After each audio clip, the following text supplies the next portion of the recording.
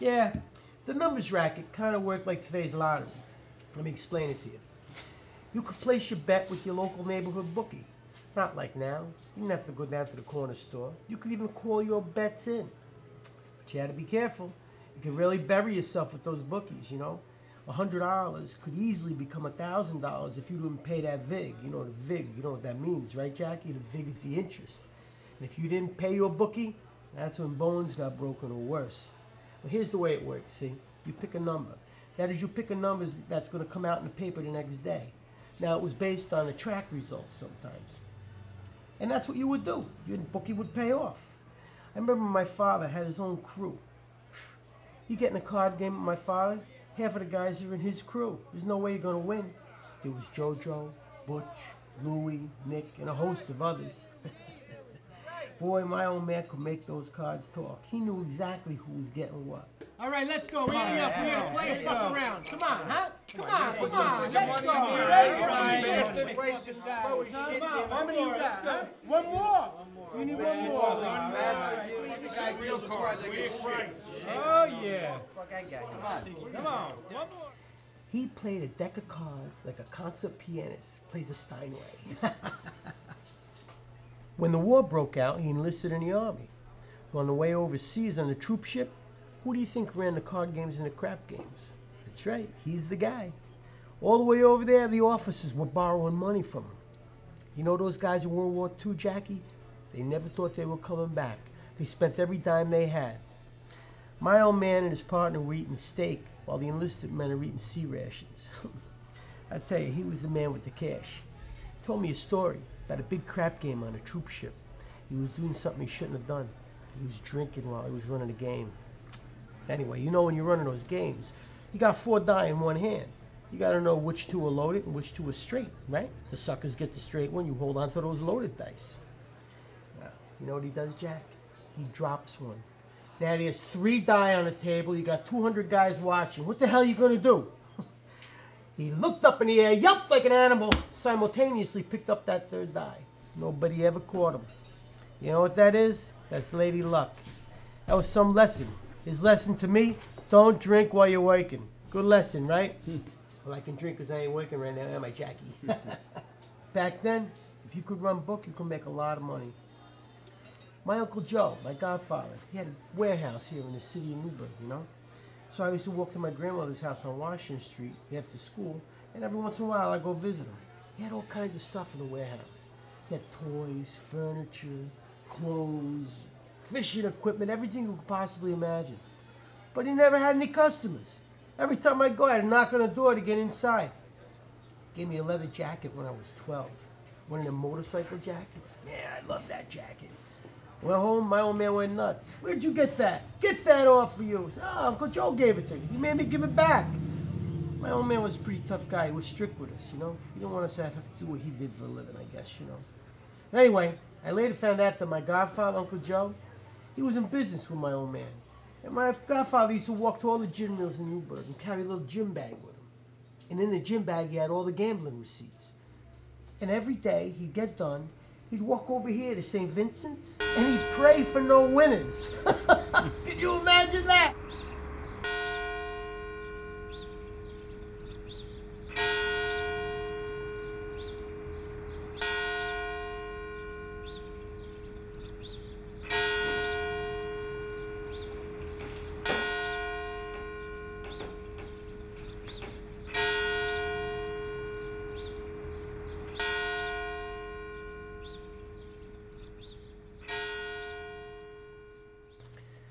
When guys like my father came home from the war, he said it was like shooting fish in a barrel.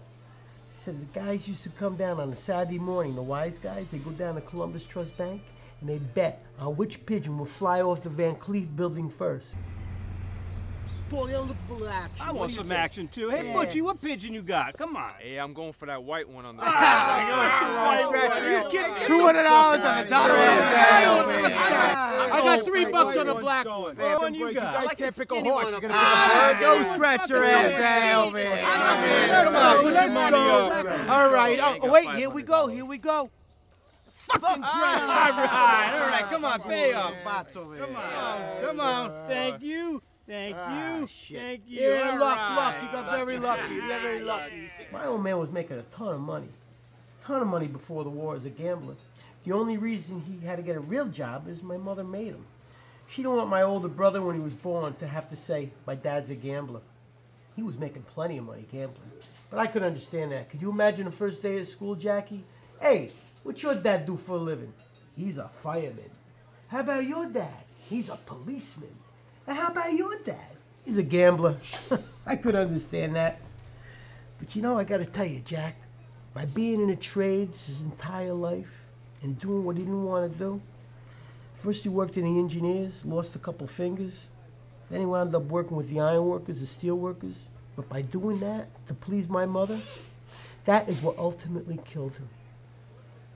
Had my father survived, he'd be sitting right here, right next to me, and he'd be telling us stories. And you'd be listening just like me. I was 9 years old. We moved into a new house. Nice, overlooked the lake. We were in the house maybe 6 months, you know, eating dinner. There's a knock at the door. It's the state troopers and the BCI.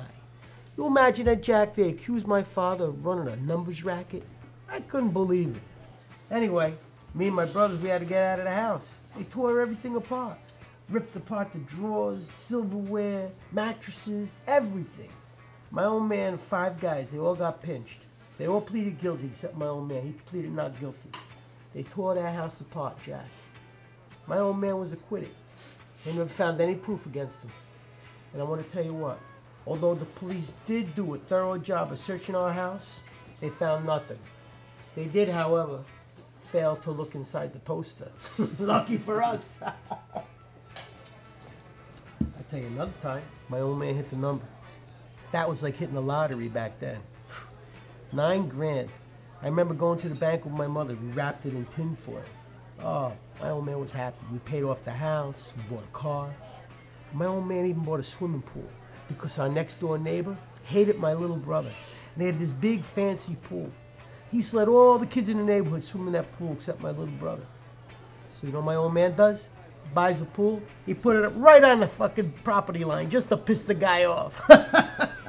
Yeah, he didn't care. That's how my old man was. He didn't rat whole money away. We had it, we spent it. We didn't have it, we didn't spend it. Another time we're eating dinner, another knock at the door. It wasn't the state troopers. It was not the BCI. You know who it was, Jack? It wasn't Santa Claus either. Nah. It was the IRS. They send this big guy to our house. So my old man goes down. Got his guinea tea on. He's all tanned from being a steel worker, you know. Got a toothpick in his mouth. The guy says, I'm so-and-so from the IRS. It's come to our attention that you deposited a large sum of money into your bank account. My old man looks him dead in the eye and says, yeah, that's right. What can I do for you? He says, well, you owe a certain amount of money for that. You won that money. My old man says, whoa, wait a minute. I didn't win nothing. Me and my wife been married 30 years. We've been saving that money in a hope chest. Can you prove I have it? Man didn't say anything. My old man says in his elegant way, get your ass off my property before I blow your brains out and don't come back. You know, they sent 5 guys over the next 3 years and the number kept dropping. We never paid a dime, not a dime. So anyway, we get this new neighbor, you know, moved up from the city, Mr. C. Nice guy. He had a slew of kids. It's the smallest kid. It's all right. Busy though, come on. You're rocking and rolling here. Anyway, the youngest kid throws a rock through the glass in our front door, you know. So he comes up, the old man, to meet my father, introduce himself and apologize for the kid, pay for the glass. After a big bottle of wine, in about 3 hours, they became the best of friends. They got along famously, you know. I told you my old man was in the construction business. Every summer, the contractors, the carpenters union, the electricians union, the plumbers union, the laborers, everybody had clam bakes, affectionately known as bakes. Every weekend, my old man would work a bake. He'd run a crap game or a card game, you know. Anyway, gets into this game. He's getting ready. He's got his crew in place. He's going to run a big card game, 10, 15 guys in the game. He looks up. Who does he see? Our new neighbor, Mr. C. So my old man says, hey, what are you doing here? He says, I came to play cards. My father says, you can't play in this game. Now all the guys around the table looking at my old man. Nick, what's the matter? What do you mean he can't play? What's wrong with you? What's the problem? It's my sister's kid. If he loses, she'll kill me. So my old man pulls him on the side. He says, hey, what's wrong with you? You can't play in this game. He goes, why not? Because you can't win. Meet me over by the clams at 5:30. I'll take care of it. This is like 1960, right? My old man gives him $100 over by the clam. That's a lot of money for 1960 for not playing, right? So I told you I used to be a singer when I was a kid. Anyway, my father used to bring me to the clam bakes. I was 5, 6, 7 years old. He said to me, all right, listen, this is my friend Lou. Every time Lou asks you to sing a song, you sing a song. Okay, Dad. I'll be in the woods shooting crap. If you have a problem, you need anything, that's where I'll be. All right. So I'm running around, eating hot dogs, hamburgers, you know, drinking soda, having fun with the kids. And Lou would call me over. Kid, come over here. Sing a song. I sing a song. Everybody clapped. They laughed. It was great. I go back to playing with the other kids. Now, Lou had the most important job at the bakes. Lou was the guy that ran the big wheel, see? And if that wheel stopped on your number back then, they pay you 20 silver dollars, Jackie. 20 silver dollars.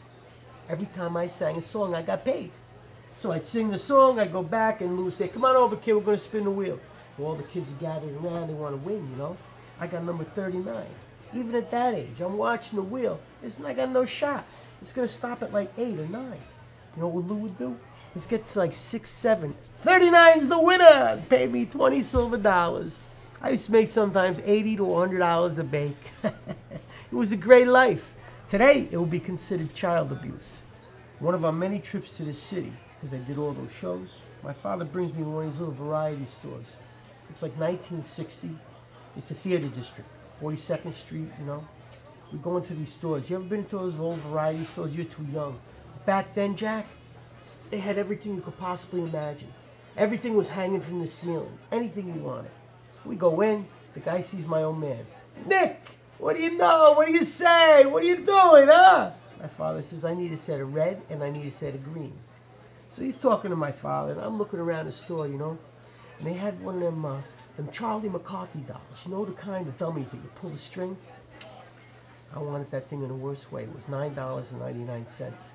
So anyway, I go over to the counter where my father is, and I see the guy. He's got the dice that my father bought, and he's drilling a hole in one of them. And then I see him heating this stuff up, you know. Heats it up, pours it into the hole, blows on it, dabs it with a little white paint. He was pouring lead in the hole. Loaded dice, Jackie. So now, every time you roll them, the heaviest end's going to go down first, right? Then my old man says, I need a set of shaved dice. It's the same thing. They shave a little corner off of that die. That's all. It's amazing, you know? My old man bought me that Charlie McCarthy dummy. I still have it. I still got the dice, too. Yeah, I got a bunch of them. Look, carry a set around me for good luck. Nice, huh? Another time, my brother opens up a nightclub, you know, right over on the other end of town. One of the first ones around here. He's the first guy to bring male dancers in. So I'm working with my younger brother, and we're waiters. They got all the doctors' wives, the lawyers' wives. Everybody's in there. They spend a lot of money. We made a ton of money. We started having problems, fights, big fights. Every Friday, Saturday night, these guys will come in. We never saw them before. They bust the joint up. Couldn't understand what was happening. Well, we finally found out what it was. One of the families, you know, from the city, decided to come up here to the Hudson Valley, just like you. And they opened up a place up the street from us. So my father calls a meeting with the powers to be. It's my father, my brother, and this little old man, and a couple of his boys. They look like linebackers for the Jets or something.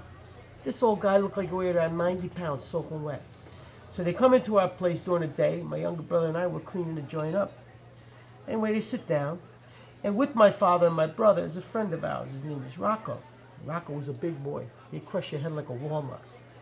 Anyway, the old guy starts pointing at my father, telling him what his percentage of our business should be. You got to understand, my old man was only 5'7". My father stands up, he points at him, he says, your percentage, in a pig's ass, your percentage. You want to rob somebody? My best advice to you, go get a shotgun, go over to Columbus Trust Bank there and hold them up, because nobody's going to hold my kid up. Everybody got a little bit nervous. They start standing up. My friend Rocco puts his arm on my father's shoulder, sits him down, and says to the old guy, look, this is a friend of ours. He's just trying to make an honest living. Leave the guy alone. There was some talk that went on, I'm not sure exactly what happened. They stood up, exchanged pleasantries, and walked out. We never had another problem. You know, my old man used to tell me, don't look for trouble, but if it finds you, you face it head on, and don't be afraid. How could we forget Jackie, the most successful businesswoman in the history of Newburgh? Nell, affectionately known as Big Nell. She ran like a social club for lonely hearts, you know? Guys could go there and socialize with some beautiful girls and not so pretty girls. And if they were a little bit lonely, they could maybe hook up. Everybody knew Nell. Stewart Air Force Base, West Point. You'd be amazed how many dignitaries would know her if you mentioned her name. Tell me what you'd like to be tonight. Life will kill you if you let it bite. Brain vacations, that's what we all need. But got to do it naturally. But I know how to touch you. Touch me here. I know all the right things to say. Hold it here. Wanna be with you undercover. Yes. I wanna hear you say, be my undercover lover. Jack, I gotta tell you